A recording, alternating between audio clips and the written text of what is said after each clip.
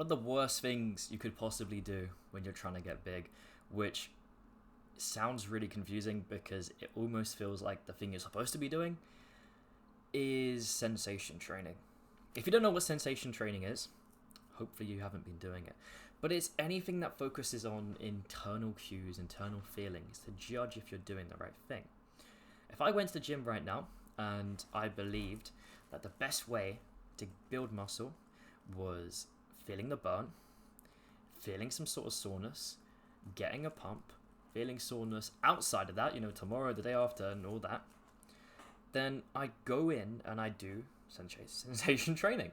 I'd find a way to get all of those things, that feeling, and I'd end up coming away with something that wasn't really a good stimulus. Because when you focus on sensations, well, there's a big problem there. And we can break down the sensations into certain things. For instance, feeling the muscle is a sensation that we can start with. It's a sensation that can exist. It's one that seems to make sense. If I'm feeling a muscle, it's working. When it comes to feeling a muscle, we've got kind of two main ways that's going to happen. One is because we're building up metabolites in the area. Maybe we're getting a little bit of a pump. Maybe there's a little bit of soreness. That's its own problem, but we will battle all of those later on. But the more common way is actually a shortened movement, a kind of stable shortened movement where you're getting a squeeze, because that is when if I do this right now, I bring my arm across, I'm feeling that muscle really strongly. And so when I am feeling my muscle in this way, it's not really doing anything. After all, I could squeeze like this and I'd start to really feel that. I'm not actually getting any good stimulus on here. I'm not getting any mechanical tension that is strong enough to start building good tissue. So that's kind of one of the biggest things that bugs me. And it's what you might have heard on a lot of channels when guys go around and they start talking about focusing on, what is it called? On the mind-muscle connection. When people talk about focusing on the mind-muscle connection, there's one big problem. The mind-muscle connection actually is important. Nowhere near the way guys believe it to be. And in fact, it's only important in certain circumstances. So, here's a way to work out if you should be worrying about mind-muscle connection. Is it a very, very simple, stable isolation exercise? That's the only real thing you need to know. Because when something's simple, when it's stable, we can focus purely on a muscle and it's not going to take away from our movement. It's actually going to lead to better recruitment in the area and better growth. If you know anything about growth, it's a combination of, a multiplication really, of motor unit recruitment and mechanical tension. We can get more mechanical tension when we have that internal focus. The problem lies in exercises that aren't so simple. They're complicated. They're not isolations. When we encounter these in the wild, we're going to be encountered with something where an internal focus is going to limit our ability to actually move.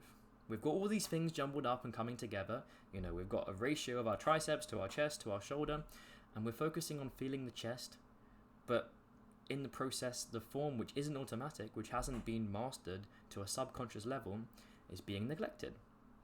And so we're performing the movement in a different way. We're moving less weight than we should be able to. Not because we're using less of our shoulders and triceps and more of our chest, but because there's less of an actual focus on the movement. Imagine doing RDLs, a really complicated exercise, or good mornings without thinking about what you're doing.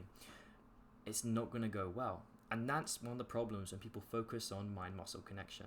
It's not that it's a problem, it just has a place. And if it's not in the right place, you're going to be losing more than you're gaining. But that's our first thing. Our next thing we'll touch on is soreness. So soreness can be in the gym, that's a bit of whatever.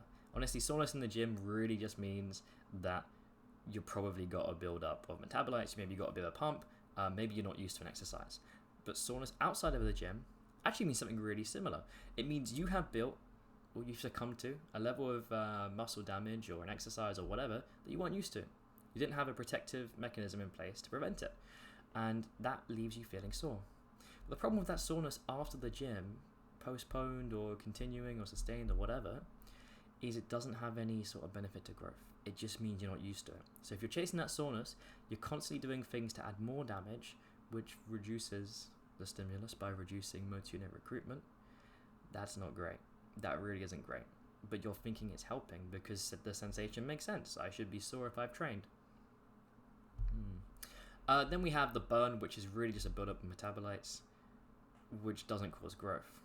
If the burn caused growth, if the metabolites did, that would be great. Feeling a burn would be good, but it doesn't do anything. If I were to inject a bunch of lactate into your muscle, a bunch of other metabolites, nothing would happen. In fact, you'd probably see damage rather than growth, but that's not the point. It's another needless sensation. We don't need it. That is what needless means. Then, I guess, why not? Let's talk about the pump. The pump is cool, I guess. I mean, it makes us look bigger. It's cool. It feels alright. But it is just blood going to your muscle because you're using it. There are a lot of things that can influence a pump. I don't know if you've noticed, but if you're having really, really good with your electrolytes or your water, if you're having some sort of vasodilator, you're getting a bigger pump. You're not growing more. You can even try that by having a period where you're just getting the pump and a period where you're not. Don't do that. That's stupid. That's going to waste your time. But the point is, the pump doesn't really mean anything. It just means that there is blood getting to that area. There is some sort of swelling going on. That's all it is. So we don't have to worry about that sensation either. So in the end, these sensations are sensationless. They're not sensational. And if you want to chase sensation, you gotta do the sensation of progressive overload. You should be going to the gym with a level of motivation where you're trying to beat your previous best. You might not get it, but you should give everything to that set with the intention of beating it. Now, when I say this, something people get confused on is they think it means always training to failure, which I don't actually think is a great thing. But whatever you had the set as, so let's say I was aiming to be 2 reps away, 1 rep away, you should already know what that feels like. You should be able to get to the second away or the last away rep and go, okay, that's the last rep. But that doesn't mean if you go in and you give that set your entire existence, it doesn't mean that the 1 rep away will be in the same place. If you give more motivation to a set where you're more locked in, where you feel like you're going to push harder, you feel like you need to get more out of it, you will notice yourself getting more reps with the same sort of proximity because we're turning on more muscle, we're recruiting more muscle. It's the same way if you have a really demotivated day, you don't believe in yourself, you start losing reps. You haven't really lost any strength, you haven't lost any muscle, you just weren't in a good mood. That's the sensation we need. We need sensation. We're coming in motivationally focused to the max and we're looking at if we're progressing. We're giving ourselves a goal, 1 more rep, and we're getting it. And when we see the sensation and progressive overload occurring, we know we've done something good. Thank you for watching. I explore this a lot more in my newsletter down below. You can go take a look at that and it will explain all the other concepts I've spoken about today, like mechanical tension or motor recruitment, or even just motivation, how that affects things. If you want to stop chasing sensation and start chasing the real drivers of growth, then by all means, go there and that'll be the place to learn. Thank you.